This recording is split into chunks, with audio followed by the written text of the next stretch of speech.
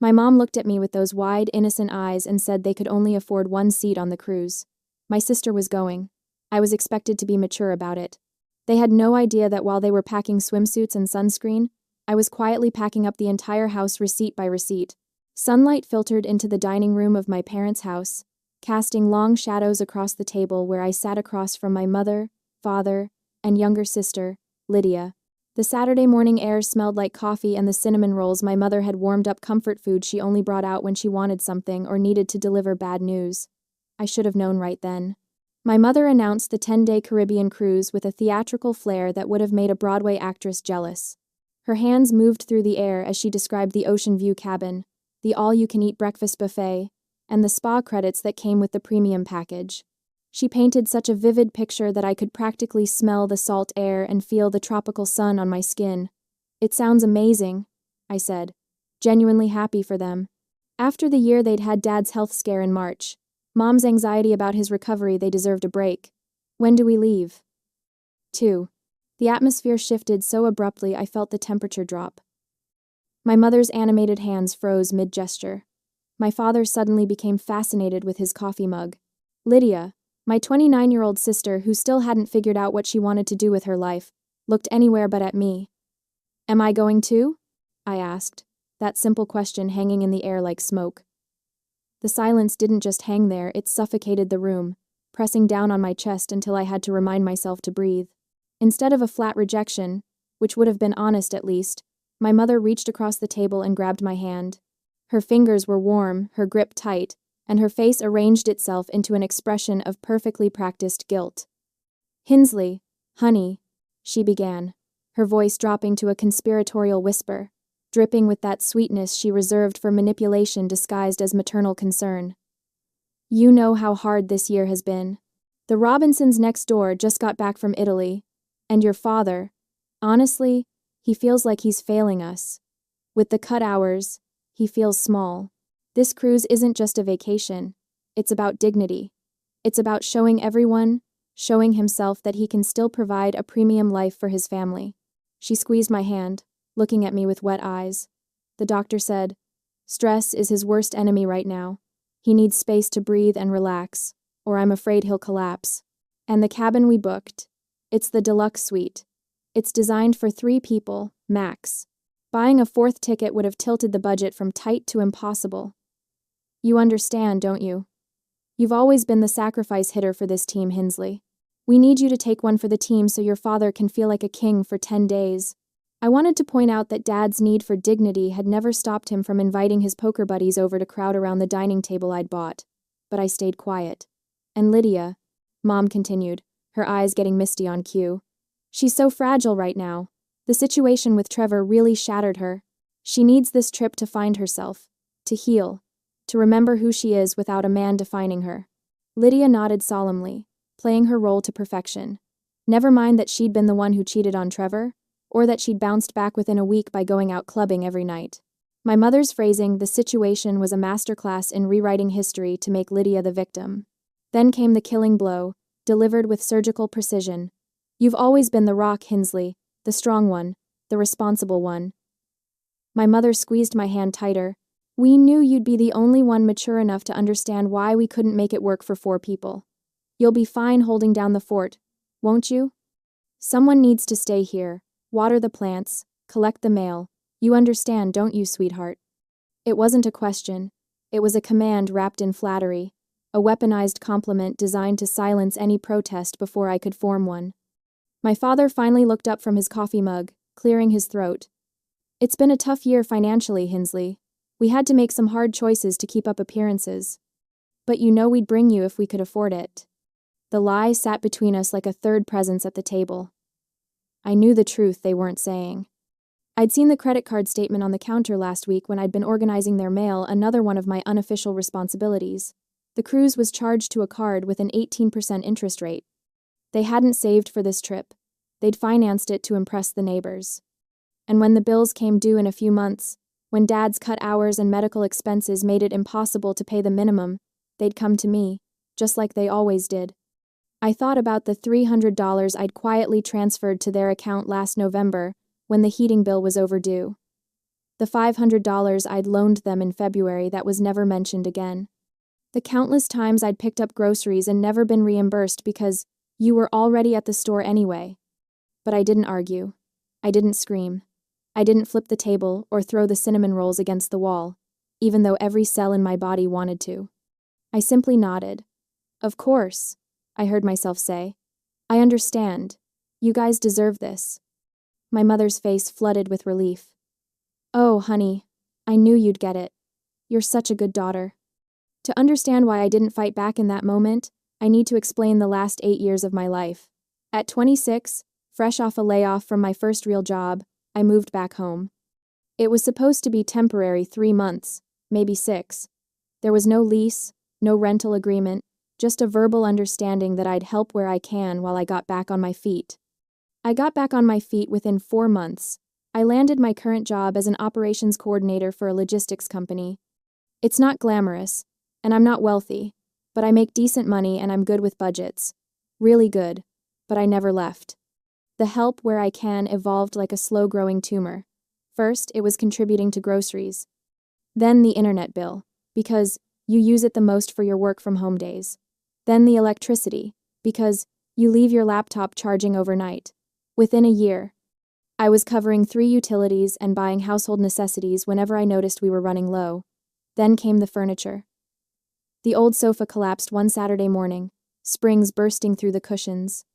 I bought a replacement $1,200 for a decent sectional that would last. The television died during the Super Bowl. I bought a new one $800 for a smart TV with all the streaming capabilities my parents suddenly couldn't live without. The washer and dryer gave out 2 years ago. I replaced them both $1,500 because my mother said she'd never trust a used appliance again after our old one flooded the laundry room. Kitchenware, because our old pots were practically antiques. Dining table, because the old one was an embarrassment when we have guests. Small appliances, a new microwave, a coffee maker, a stand mixer. My mother insisted she needed and used exactly twice. Over $15,000 in total. I'd never added it up until recently, but the number lived in my mind now, a constant reminder. I wasn't wealthy. I was careful. I saved. I planned. Every purchase was a small sacrifice I told myself was temporary, an investment in family harmony. Meanwhile, Lydia lived like a bird, floating from one experience to another. She traveled to Mexico, to Colorado, to New York City. She went to concerts and music festivals. She changed jobs the way normal people change socks, never staying anywhere long enough to build savings or stability. And she was never asked to contribute a single penny, because she needs experiences, and she's still finding herself. I was 34. Apparently, I'd found myself years ago, and myself was a doormat. Saturday morning arrived with painful normalcy. The driveway bustled with activity suitcases being loaded, last-minute items being remembered. My mother's frantic energy as she triple-checked passports and boarding passes. I stood on the porch, watching the organized chaos like a spectator at someone else's life. Now remember, my mother said, turning to me with her travel purse already slung over her shoulder. Water the plants twice a week, the fern is fussy, so check the soil before you water it. Collect the mail daily, I don't want the box overflowing, and keep the house tidy, please. We'll be exhausted when we get back, and I'd hate to come home to a mess. Got it, I said. My father gave me an awkward side hug, the kind that said, I feel vaguely guilty but not enough to change anything. Lydia waved from the passenger seat, already scrolling through her phone. My mother paused at the car door, turning back with that same practiced expression of gratitude and sympathy. You're such a good daughter, Hinsley. You always understand. We're so lucky to have you. The words should have felt like a hug. Instead, they felt like chains. I watched the car back out of the driveway, my mother waving enthusiastically through the window. I stood there until they turned the corner and disappeared, the sound of the engine fading into the quiet Saturday morning sounds of the neighborhood lawnmowers, dogs barking, children playing. In logistics, we have a term: catastrophic failure point. It's when a system has been running over capacity for so long that a single minor stressor causes the entire infrastructure to collapse. It's not about the last straw. It's about the years of ignored maintenance warnings. My love for them had been the maintenance crew, patching cracks, ignoring the alarms, keeping the facility running at my own expense. But as I looked at the fern on the windowsill, the fussy, demanding fern, I realized the crew had just quit. My emotional machinery didn't break. It simply switched modes. Manual override. Engaged. Emotional centers. Offline. Operational efficiency. Maximum. I didn't feel rage. Rage is messy. Rage is inefficient. What I felt was the cold, clarifying calm of a chaotic warehouse finally being organized. I walked back inside, closed the door, and locked it behind me. The house felt different already. Emptier. Not because they were gone, but because something in me had shifted the moment that car pulled away. I looked at the fern again. I was not going to water that fern. I was not going to collect the mail, tidy the house, or hold down any fort. I was done understanding. The silence in the house wasn't peaceful, it was revealing. For the first time in 8 years, I stood in the living room, without the background noise of the television my father always kept on, without my mother's running commentary about neighborhood gossip or what needed fixing or cleaning, without Lydia's music bleeding through her bedroom door. Just silence, and in that silence, I could finally hear my own thoughts without interruption. I walked through the rooms slowly, deliberately, like an inspector surveying a property. But I wasn't seeing a home anymore. I was seeing a ledger, a balance sheet of labor and money I'd never be repaid. The living room. The sectional sofa I'd bought with last year's Christmas bonus, $1,200. I remembered the sales associate promising it would last 15 years. I'd picked a neutral gray because Mom said it would go with everything. I ran my hand over the cushions, thinking about the 15 years I was supposed to have with this piece of furniture. Years I'd apparently gifted to people who couldn't even afford to take me on a cruise. The entertainment center, the television $800, purchased over 6 months of monthly payments because dropping that much cash at once would have destroyed my emergency fund. I'd set up all the streaming services, taught Dad how to use the remote, and watched my recommendations fill up with shows I never picked. The dining room, the table I'd saved 3 months to buy, another $600 that somehow never got discussed as my table, but became the family table within a week. I traced my finger along the edge, remembering how proud I'd been when it was delivered. How stupid. The kitchen. The stand mixer, $300. The new coffee maker, $150. The set of pots and pans, $400, that replaced the embarrassing antiques my mother complained about. All of it top quality, because when I buy something, I buy it right. That was my philosophy: invest in good things that last. How ironic that I'd never applied that philosophy to relationships. The laundry room. The washer and dryer set. $1,500 total. Purchased after our old machine flooded the floor, and my mother had a complete breakdown about mold and water damage. I'd researched models for 2 weeks, read hundreds of reviews, and picked the most reliable consumer-rated set I could afford. These weren't just objects anymore. They were evidence. Evidence of a pattern I'd been too close to see. I climbed the stairs to my bedroom, the smallest of the 3, because Lydia needed the bigger one for her creative space, which mostly meant piles of clothes and abandoned hobbies. I sat at my desk and pulled open the bottom drawer, extracting a navy blue folder I'd kept since college. It was a habit from my work as an operations coordinator. I documented everything. Order numbers, tracking confirmations, delivery dates, warranties. I filed receipts not because I suspected anything, but because losing documentation drove me crazy. If something broke under warranty, I needed proof of purchase. If a company overcharged me, I needed evidence. It was professional habit, nothing more. Until now, I opened the folder. Bank statements going back 6 years, email confirmations from every major purchase, photos of receipts I'd snapped on my phone and forgotten about. Even a few handwritten notes I'd made during particularly expensive months, tracking where my money had gone. I spread them across my desk, like pieces of a puzzle. Only this puzzle, when assembled, showed a picture I'd been avoiding for years: my exploitation. Sofa, $1,200, check. Television, $800, check. Washer and dryer, $1,500, check. Dining table, $600, check. Kitchen appliances, $850, check. Kitchenware, $650, check. Monthly utilities I'd been covering: internet, $80.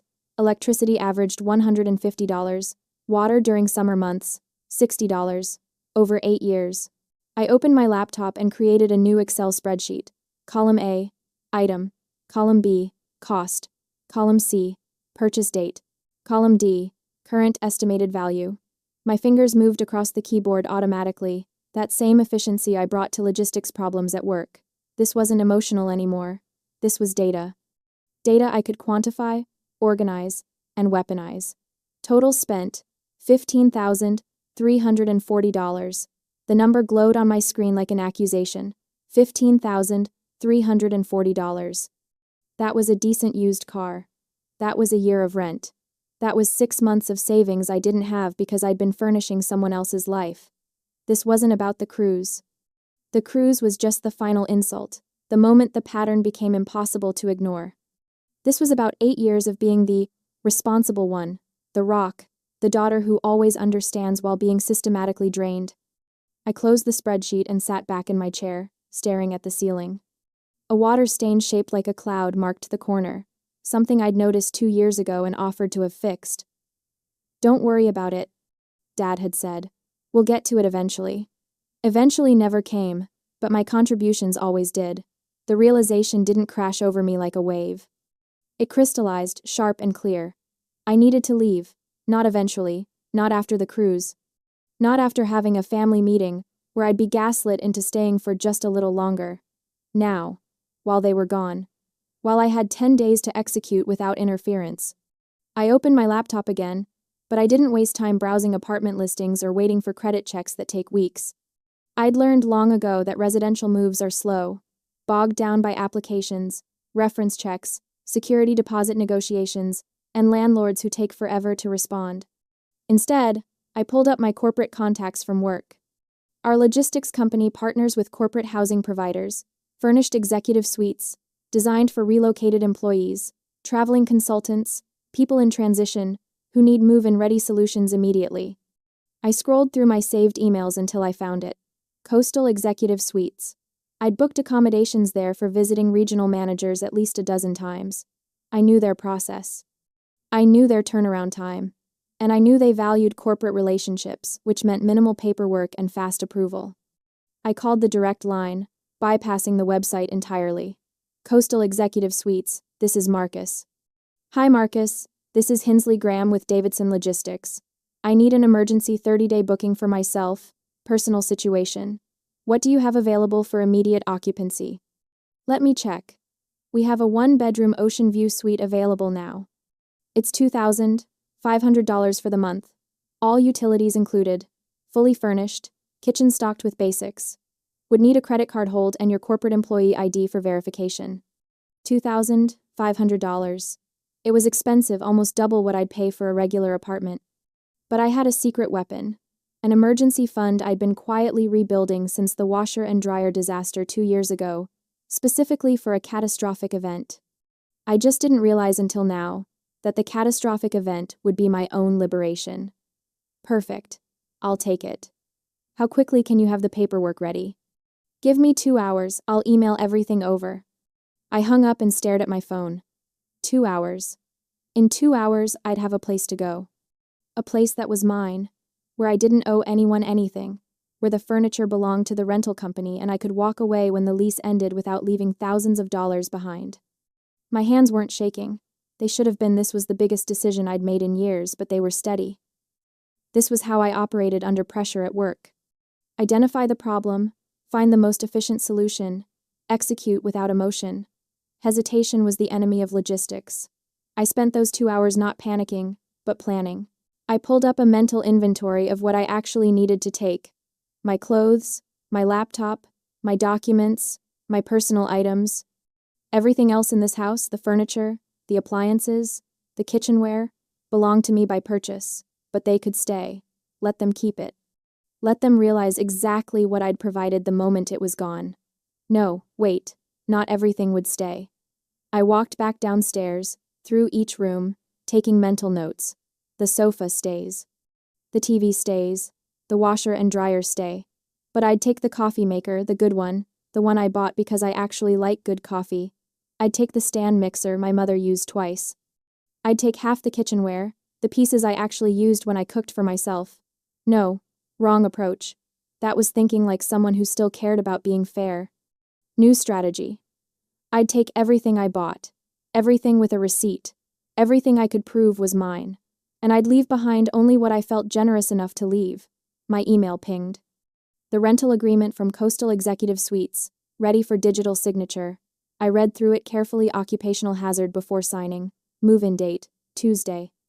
That gave me 3 days to execute the move during normal business hours, when none of the neighbors would question a moving truck. I set up mail forwarding online, effective Tuesday. My bank, my insurance company, my credit cards, all of it routing to the new address. On Sunday afternoon, sitting in my bedroom with signed contracts and a moving date secured, I felt something I hadn't felt in years. Control. I wasn't the daughter helping out anymore.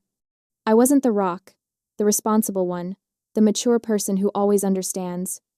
I was Hinsley Graham, operations coordinator, and I was executing the most important logistics operation of my life, extracting myself from people who'd mistaken my competence for compliance. The plants could die, the mail could pile up, the house could sit empty and waiting. I had a beach view suite to move into, and 10 days to disappear before they ever knew I was gone.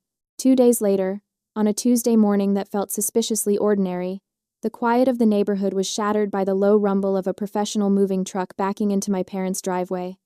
I had scheduled the movers for 8 a.m. sharp, early enough that most of the neighbors would already be at work, but late enough that I wouldn't look like I was sneaking around in the dark. The physical dismantling of my parents' house began with surprising efficiency. The crew chief, a stocky man with weathered hands and a clipboard, approached me at the front door. "Everything marked goes?" he asked, scanning the interior with professional indifference. I nodded, my throat tight but my resolve ironclad. Everything with a yellow tag, nothing else. Dough, and... I had spent Sunday afternoon walking through the house with a roll of bright yellow stickers, methodically marking every single item I had purchased over the past 8 years. The sofa, where my mother held court during her phone marathons, yellow tag. The flat-screen television my father watched for hours while I cooked dinner after work, yellow tag. The dining table where Lydia never helped clear dishes, yellow tag.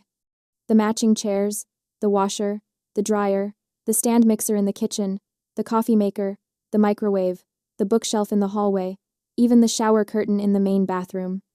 Yellow tags everywhere, like a bizarre treasure hunt in reverse. The movers worked with the kind of practiced rhythm that comes from years of breaking down lives and reassembling them elsewhere. They wrapped the $1,200 sofa in thick blankets, securing it with industrial-strength tape. The $800 television was carefully nestled into a custom box. The washer and dryer, $1,500 as a set, were dolled out on reinforced hand trucks, their white surfaces gleaming in the morning light as they rolled down the front walk. I stood in the doorway, arms crossed, watching the systematic erasure of 8 years of financial servitude. Each item that disappeared into the truck was a weight lifted from my chest. The dining table, the chairs, the area rug from the living room, the kitchen appliances, the bedding from the guest room I had occupied before moving out years ago, the towels, the cookware, the dishes, all of it. Gone. I had intentionally left behind the items I didn't pay for, the things that existed in the house before I became the family ATM. My father's old, worn-out recliner sat in the corner, its brown fabric faded and pilling at the arms. A cheap brass lamp my mother had owned since the 80s stood on the floor beside it, its shade yellowed with age. Some dusty decorative pieces, ceramic figurines, and fake plants remained on the mantel, untouched by yellow tags. Those things weren't mine to take. I wasn't a thief. I was simply reclaiming what belonged to me. As the movers cleared the living room, the space transformed before my eyes. What had once been cluttered and suffocating became vast and hollow. The hardwood floors, usually hidden beneath furniture and rugs, stretched out bare and scuffed. Dust bunnies cowered in the corners where the sofa had stood. The walls looked naked without the television mounted on the center wall. And there, in the midst of all that emptiness, sat my father's recliner. I stared at it for a long moment, feeling something sharp and complicated twist in my chest. That chair, that pathetic, threadbare chair, was the only real furniture left in the entire living room. It looked absurd sitting there alone, a monument to dysfunction, An idea struck me with the force of poetry. I walked across the empty room, my footsteps echoing in the hollow space. Bending down, I gripped the sides of the recliner and began to drag it toward the center of the room. The old chair protested, its legs scraping against the floor with an awful screech, but I persisted. When I reached what I estimated to be the exact center of the living room, I stopped. With precise, deliberate movements, I straightened the chair. I adjusted it left, then right, eyeing the angles from different positions in the room until it was perfectly centered. I stepped back, studying my work with the critical eye of an artist evaluating a gallery installation. There. Perfect. The recliner sat alone in the vast, empty void like a throne in an abandoned kingdom. It was a visual representation of the irony that had defined my life for nearly a decade. I had just treated that worthless chair with more care, more respect, and more consideration than my parents had ever shown me. The room didn't feel sad. It felt honest. "That's the last of it," the crew chief called from the front door. "We're heading to the executive suite now. You following us there?" "Yes," I said, taking one last look around. "I'll be right behind you." My friend Paige Holloway met me at the executive suite to help me settle in. She arrived carrying 2 iced coffees and wearing her trademark leather jacket, her auburn hair pulled back in a messy bun. Paige had been the first outsider to validate my reality when I finally confessed the extent of my family's financial exploitation months ago. "Holy hell, Sadie," she breathed, stepping into the furnished apartment. "This place is gorgeous." It really was. Floor-to-ceiling windows overlooked a slice of ocean in the distance. The kitchen had granite countertops and stainless steel appliances. The bedroom was spacious enough for a queen bed and a proper dresser. The furniture I'd brought from my parents' house, my furniture fit perfectly in the living room. As we unpacked boxes in the new space, arranging throw pillows and hanging artwork, my phone buzzed on the kitchen counter. I glanced at the screen. "Mom. Mobile." My stomach clenched. They were calling from the cruise, probably checking if I had watered their ridiculous plants like the obedient daughter they assumed I'd always be. I stared at the screen, watching it light up and vibrate with each ring. Paige looked over, saw the name, and raised her eyebrows in silent question. I shook my head. The phone rang and rang until it finally went to voicemail. Seconds later, it buzzed again, a voicemail notification. I didn't listen to it. I turned the phone face down on the counter and went back to unpacking. "You okay?" Paige asked quietly. "I'm perfect," I said, and I meant it. I spent the rest of the week settling into my new life. The executive suite became my sanctuary, a place where nobody demanded anything from me, where I could eat cereal for dinner if I wanted, where the only person I had to answer to was myself. The peace was terrifying at first. I kept expecting my mother to call with some emergency, some crisis that required my immediate financial intervention. I kept anticipating my father's guilt-tripping texts about his health, but my phone stayed quiet. They were on a cruise ship somewhere in the Caribbean, blissfully unaware that their safety net had vanished. Every morning, I woke up in my own space. I made coffee in my own coffee maker. I sat on my own sofa and looked out at the ocean. At work, I focused on logistics reports and shipping schedules with a clarity I hadn't felt in years. Mark Feldman, my manager, commented that I seemed different, lighter, somehow. "Big changes," I said vaguely, and he didn't press. But despite the peace, despite the rightness of what I had done, I couldn't fully relax. The clock was ticking. As Sunday evening approached, I found myself standing at my apartment window, watching the sky turn a bruised purple. Somewhere out there, a plane was landing. A cruise ship was docking. My parents and Lydia were returning to reality. I was safe in my new apartment, surrounded by my own belongings and my own choices. But I knew with the absolute certainty of someone who had spent 34 years learning the patterns of dysfunction that the storm was about to make landfall. The sun had barely set on Sunday evening when my phone began buzzing incessantly on my nightstand. I was in the kitchen making tea when the notifications started rolling in text after text, call after call, all from numbers I recognized. Then my phone lit up with a message from Paige. A photo. I opened it, my heart hammering. The image showed my parents' house from the outside. In the frame stood my mother, my father, and Lydia, all frozen at the front door. My mother's hand was on the doorknob. but she was staring straight ahead through the open door into the house. Even in the grainy photo, I could see the shock on her face. Behind them, Lydia's expression was pure disbelief, her mouth slightly open as she stared into the completely empty living room. They had returned to a shell of a house. My phone immediately started ringing. Mom. Dad. Mom again. Lydia. A number I didn't recognize, probably a relative they'd already called to complain to. I silenced each call, my hands surprisingly steady. I had expected a delay in their reaction, maybe they'd spend a few hours assessing the damage, maybe call a lawyer first, maybe work themselves into a proper fury before confronting me. But I had miscalculated one critical detail. My phone buzzed with a notification that made my blood run cold. Location shared with family group. My stomach dropped like an anchor. The family safety circle. The tracking feature they had insisted I enable on my iPhone 3 years ago when my father was having health issues. Just in case something happens. My mother had said. So we can find each other in an emergency. But it was never about emergencies. It was about surveillance. It was about knowing where I was at all times, about maintaining control even when I wasn't physically in their presence. I had gotten so used to it being there that I'd completely forgotten to disable it before I moved out. They didn't need to find me through a letter or a forwarding address. They tracked me down digitally like a lost piece of luggage, following the little blue dot on their iPhone straight to my executive suite complex. That same night, less than 2 hours after they'd landed, they found me. The pounding on my door was aggressive enough to rattle the frame. Through the peephole, I could see all three of them, my mother in front, my father behind her looking exhausted from travel, and Lydia hovering in the background with her arms crossed. Sadie, my mother shouted, her voice shrill even through the heavy door. We know you're in there. We can see you're here. End. More pounding. Harder this time. My mother was waving her phone at the door like she was trying to ward off evil spirits. Why aren't you answering? Open this door right now. I stood on the other side, watching them through the peephole, my heart racing but my mind clear.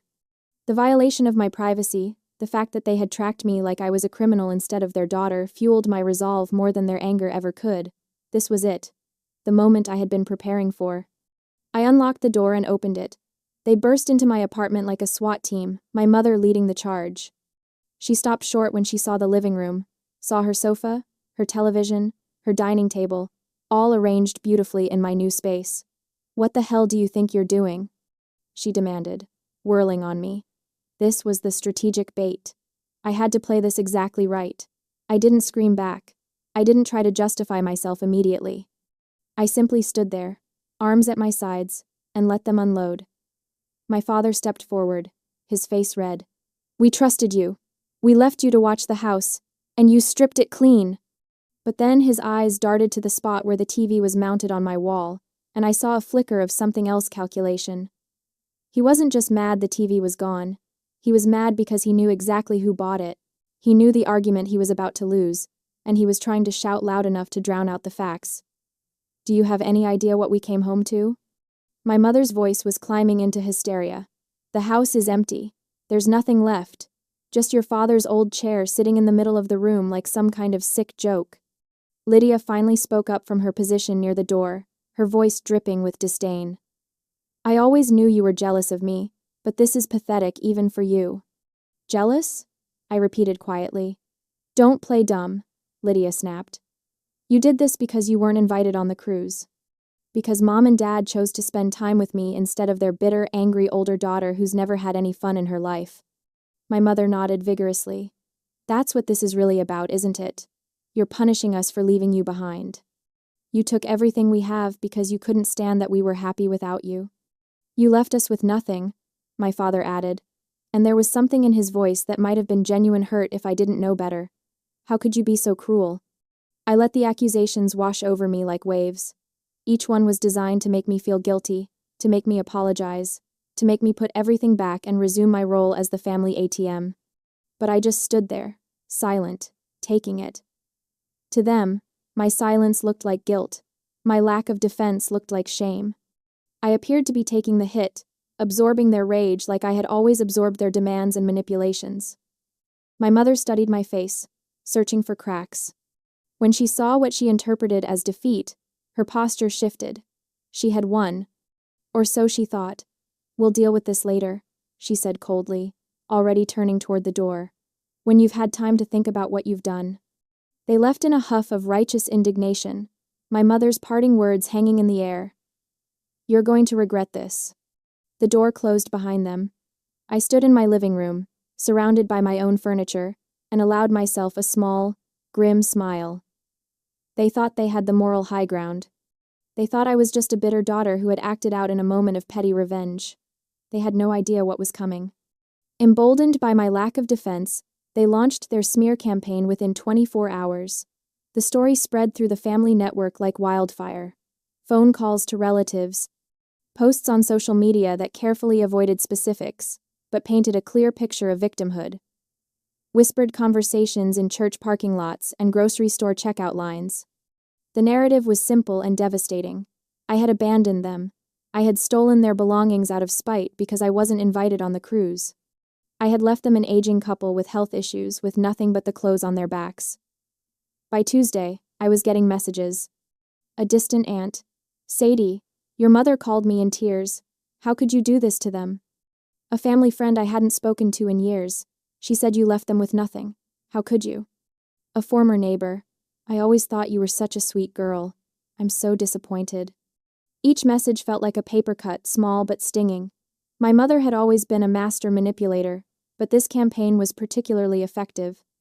She had positioned herself as the victim of a cruel, ungrateful daughter, and people were buying it. I felt the sting of the attack on my character. For a brief moment, I wondered if I should defend myself immediately, post my receipts online, expose the truth for everyone to see. But I didn't panic. At work on Wednesday, my manager Mark Feldman pulled me aside. He was a no-nonsense man in his 50s, who had always treated me with respect and fairness, qualities I had learned to appreciate after 34 years of conditional family love. You okay, Graham? He asked, studying my face. You seem distracted. Family stuff, I said vaguely. He nodded slowly. I don't ask for details unless you want to share them, but I've worked with you for 6 years, and I know you. You're one of the most responsible, reliable people I've ever managed. He paused. I don't know what's happening with your family, but I can tell you've been carrying more than anyone realizes, and whatever you did, I don't think it was wrong. The unexpected validation hit me harder than any of the accusatory messages. My throat tightened. Thank you. You don't have to thank me for stating facts, he said simply. Now get back to work. That shipment schedule isn't going to optimize itself. That evening, Paige came over with pizza and wine. She had seen some of the social media posts, my mother's vague but pointed comments about betrayal and heartbreak. They're really going all out, huh? Paige said, scrolling through her phone. They think they've won, I replied, taking a sip of wine. They think I'm the villain of the story. Paige set down her phone and looked at me directly. If taking your own things back makes you the villain in their story, then the problem existed long before you emptied that house. She was right, and more importantly, I was ready. I had let them take their shot. I had let them paint me as the bad guy. I had given them just enough rope to hang themselves. Now it was time to spring the trap. The phone calls had been relentless. 3 days of nonstop harassment from relatives I barely spoke to, suddenly very concerned about family unity and respect for your parents. Aunt Carol, who hadn't invited me to Thanksgiving in 5 years, left a voicemail calling me selfish and cruel. Uncle Jim texted paragraphs about how disappointed Grandma would be, never mind that Grandma had been dead for 7 years and never met half the furniture they were crying about. The smear campaign was working exactly as Mother had designed it. I was the ungrateful daughter, the thief, the one who abandoned her poor, struggling parents while they were on vacation. I let them talk. I let the rumors spread like wildfire through our extended family's group chats and Sunday dinner gossip sessions. I didn't defend myself, didn't explain, didn't justify. I just waited. Because I knew something they didn't. The truth had receipts. The meeting was Mother's idea. Naturally. She called it a family discussion to resolve this situation. Her voice on the phone had that practiced tremor, the one she used when she wanted people to think she was barely holding it together. We need to talk about this, Hinsley. Face to face. Like adults. I agreed immediately. Too immediately. Probably, because there was a pause on her end, a flicker of uncertainty before she recovered. Tomorrow. 2 o'clock. At the house. I'll be there, I said. She expected an apology.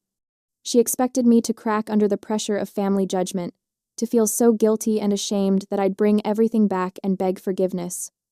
She expected me to fold, the way I always had.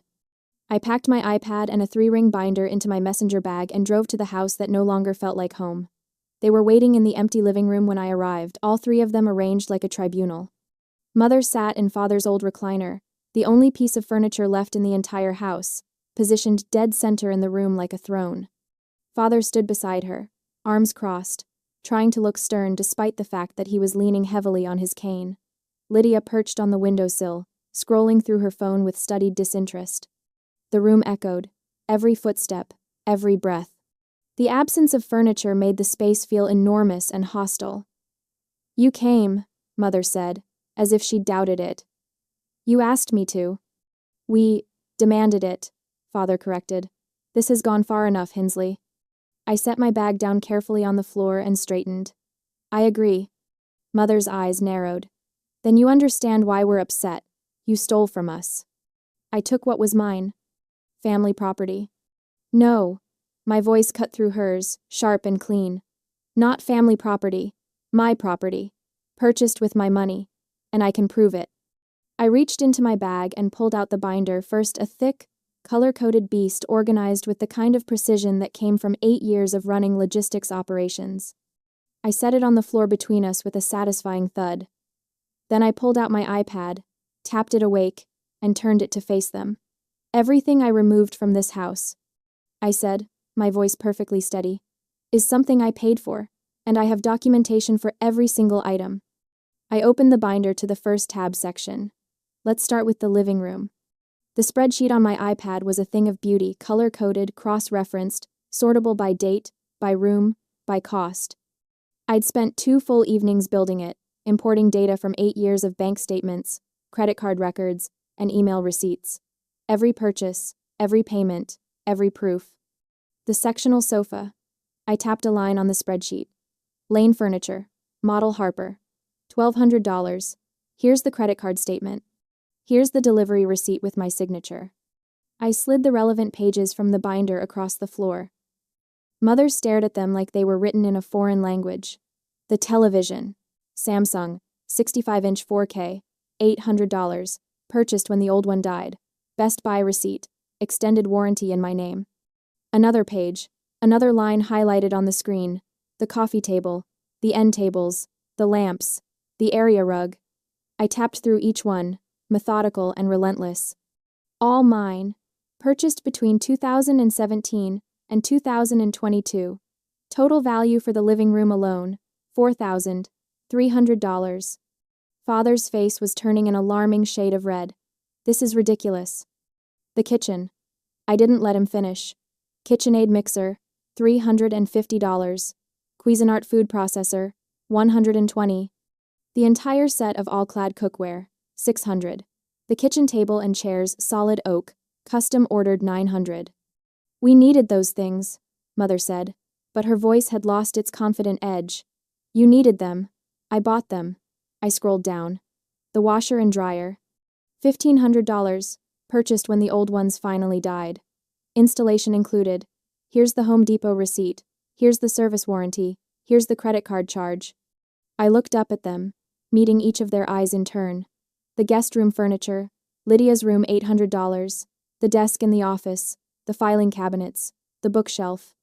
The vacuum cleaner. The steam mop. The air purifier in the master bedroom. Tap, tap, tap. Each item lighting up on the screen. Each receipt sliding across the floor. Would you like me to continue? Because I can. I have 8 years of documentation. Every appliance, every piece of furniture, every household item I purchased to keep this place functional, while you spent your money on cruises and wine club memberships and Lydia's travel fund. The silence was deafening. I zoomed out on the spreadsheet, showing them the full scope. The total value of items I removed from this house is $15,743. That's the sum at the bottom. That's what I invested in your comfort over 8 years while paying you $1,200 a month in rent. I let that sink in. Watched the math hit them like cold water. $15,000 in furniture and appliances, plus 96 months of rent at $1,200 per month. That's $115,200. That's what I gave you. And what did I get in return? Nobody answered. A bedroom, a curfew, a tracking app on my phone, and a family that called me selfish for wanting my own life. Mother's mouth opened and closed. Father looked at the papers scattered on the floor like they might spontaneously combust. Lydia had finally stopped scrolling, her phone forgotten in her lap. You said I stole from you, I continued, my voice still calm, still professional. But the truth is, you've been stealing from me for 8 years. You took my money, my time, my independence, and my dignity. You took and took and took, and you called it family. I closed the binder with a decisive snap. The only thing I took was what already belonged to me, and if you want to dispute that, I suggest you find a lawyer. Because I guarantee you won't like what they tell you about the legal definition of theft. The power in the room had shifted so completely it was almost visible. The empty space that was supposed to intimidate me, supposed to show me the destruction I'd caused, it showed them instead.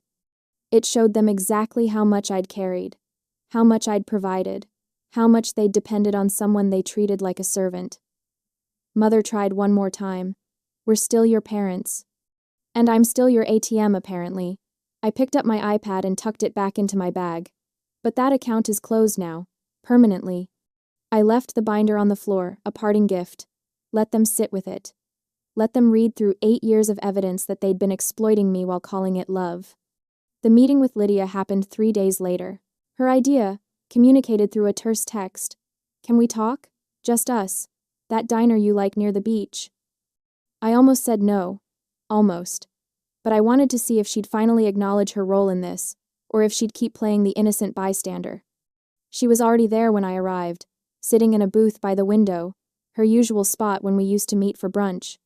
She looked tired, no makeup, hair in a messy ponytail, wearing a sweatshirt I'd bought her for Christmas 2 years ago. Hey, she said when I slid into the seat across from her. Hey. We ordered. She got the avocado toast and an iced latte. I got a turkey club and coffee. We ate in near silence, the kind of uncomfortable quiet that used to be filled with her stories about travel plans or whatever drama was happening in her friend group. The check came on a small black tray, placed exactly in the center of the table.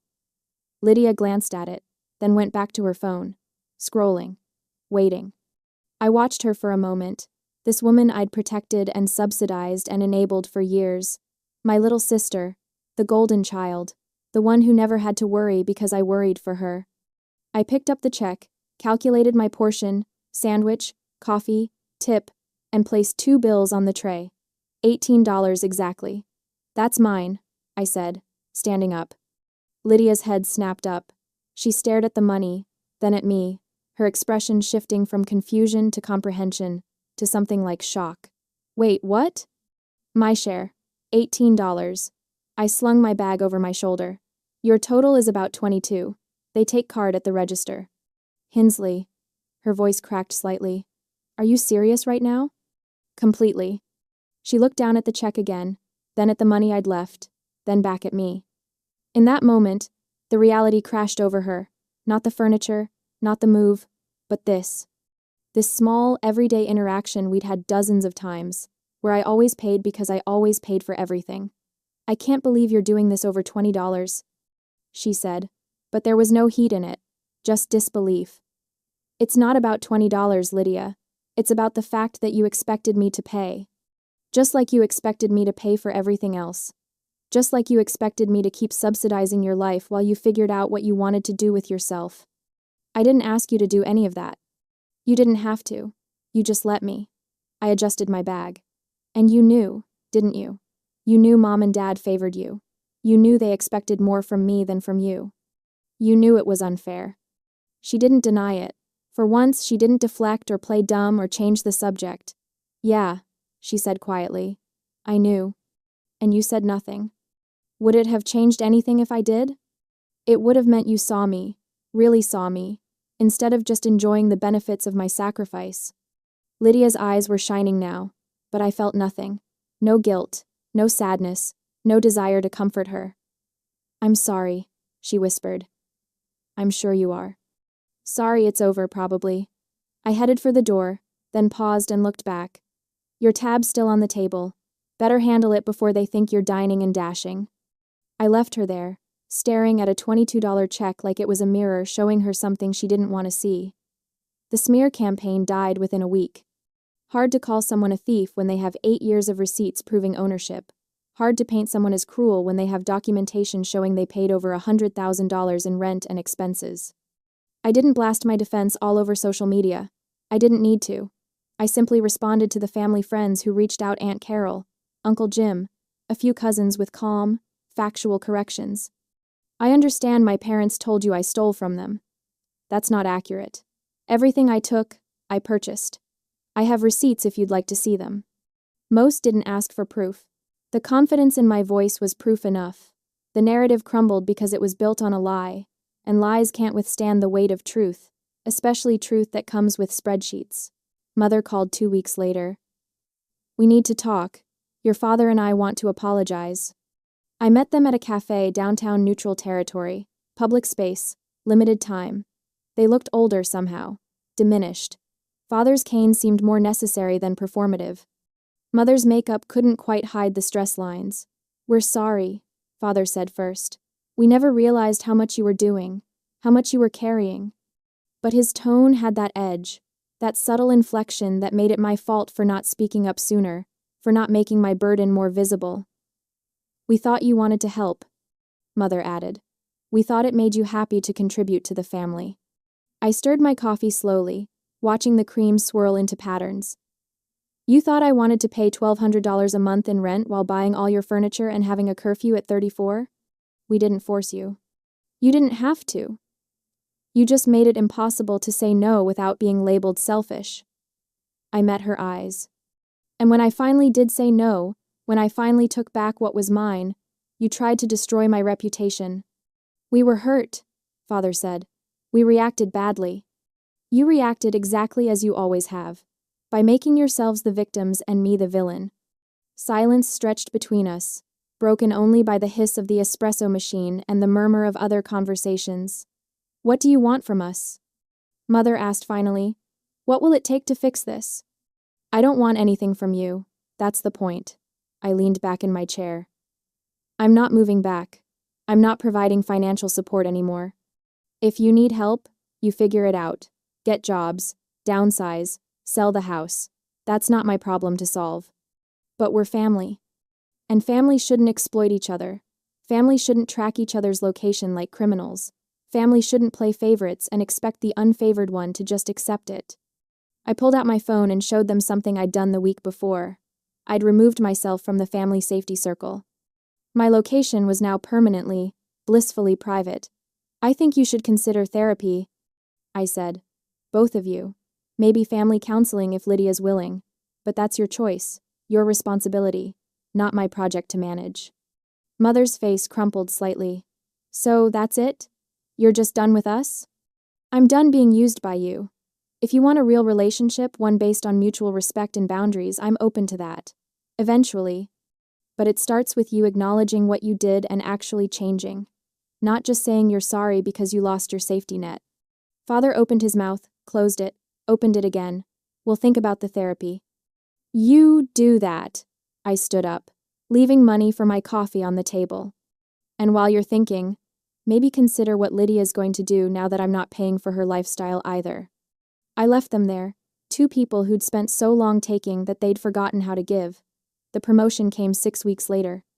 Mark called me into his office on a Thursday afternoon, his expression unreadable. Close the door. My stomach dropped. Had something gone wrong? Had they found some mistake in my work? Your organizational system for the Henderson account, he said, pulling up something on his computer. I showed it to the regional director. She was impressed. Very impressed. I blinked. Oh, thank you. We're creating a new position, Senior Operations Coordinator. It comes with a significant raise and your own team. He turned the monitor toward me, showing a job description that made my heart race. I'd like to offer it to you. The salary was $30,000 more than I currently made. $30,000 that would go into my savings, my investments, my future, not into someone else's mortgage or vacation fund. I accept, I said, my voice steady despite the joy flooding through me. Good. Mark smiled. Something rare for him. You've been carrying a lot outside of work, Hinsley. I don't know the details, but I've seen the change in you these last few months. You seem lighter. I am, I said. I finally put down something I should have never picked up in the first place. My apartment became home slowly, deliberately. I bought a new couch, not expensive, not fancy, but mine, chosen by me, for me. I hung artwork I actually liked, instead of generic prints. I filled the bookshelf with books I wanted to read, not ones that looked good for display. I planted herbs on the kitchen windowsill. Basil, rosemary, thyme. I watered them when they needed it, not when someone demanded it. I opened a high-yield savings account and watched the balance grow. Money that used to disappear into the void of family obligations now accumulated with purpose. Paige came over one Saturday with wine and takeout. We sat on my new couch, my space, and she raised her glass. To freedom, she said. To freedom, I echoed. Do you regret it? She asked later, after we'd exhausted all the easy topics. Leaving them? I thought about it honestly, thought about the empty living room, the shocked faces, the moment everything changed. No, I said. I regret staying as long as I did. I regret all the years I let them convince me that sacrifice equaled love. But leaving? I shook my head. Leaving was the sanest thing I've ever done. Have you talked to them since the cafe? Mother texts occasionally, lukewarm attempts at connection. Father sent a birthday card. I shrugged. Lydia got a job, apparently. Retail. Part-time. It's a start. And you? I'm good. Really good. Better than I've been in years. I looked around my apartment. Small, modest, but entirely mine. I'm not lonely. I'm not guilty. I'm just free. I look back now at the moment I walked out of that house with my things loaded into a truck, and I see it clearly. I didn't leave to punish them. I didn't leave for revenge or to teach them a lesson. I left to stop being used. I left to reclaim the life I'd put on hold for people who valued my utility more than my humanity. I left because staying would have killed something essential in me, the part that knew I deserved better, that believed I was worth more than an ATM with a heartbeat. They didn't recover quickly. The house went on the market 6 months later, too big, too expensive without my contributions. They downsized to a condo, made adjustments, faced consequences. But I recovered. I recovered the moment I drove away with my furniture and didn't look back. Some people call it selfish. I call it survival. Some people call it cruel. I call it necessary. Some people say family should forgive anything. I say family shouldn't require forgiveness for basic respect in the first place. I am not their villain. I am not their victim. I am simply someone who finally chose herself. And that choice, that single decision to value my own life as much as I'd valued theirs, changed everything. The apartment is quiet tonight. Peaceful. The kind of silence that feels like contentment instead of loneliness. My herbs are thriving on the windowsill. My savings account is growing. My career is flourishing. And I am free. Finally. Completely. Unapologetically free.